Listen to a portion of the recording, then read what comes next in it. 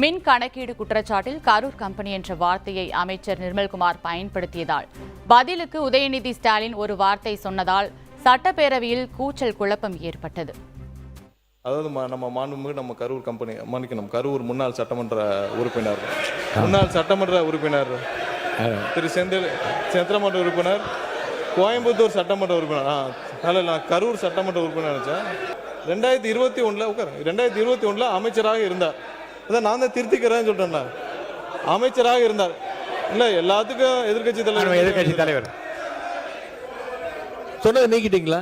அவர் சொன்னதை நீக்கிட்டீங்களா தலைவரே? இல்லை எதிர்கட்சி மாண்புமிகு சங்கி அமைச்சர் மன்னிக்கணும் மாண்புமிகு எரிசக்தித்துறை அமைச்சர் அவர்கள் பேசணும். இல்லை மாண்புமிகு பாத்ரூம்ல நீக்கிட்டீங்களா? மாண்புமிகு பாத்ரூம்ல 3 மணி நேரம் உட்கார்ந்து இந்த எதிர்கட்சி தலைவர் நான் சொன்னா பாத்ரூம்ல 3 மணி எவ்வளவு நேரம்? 5 நிமிஷம் ஆகுமா? உட்காரணும். எல்லாருக்கும் பேச தெரியும். உட்காருங்க. பாத்ரூம்ல 3 மணி நேரம் உட்கார்ந்து இந்த எதிர்கட்சி தலைவர் சொல்றதுக்கு 5 நிமிஷம் ஆகாது. உட்காரணும். என்ன பேசணுமோ இதெல்லாம் தேவையில்லாத வார்த்தைகளை பேசினால் எங்களுக்கும் பேச தெரியும்.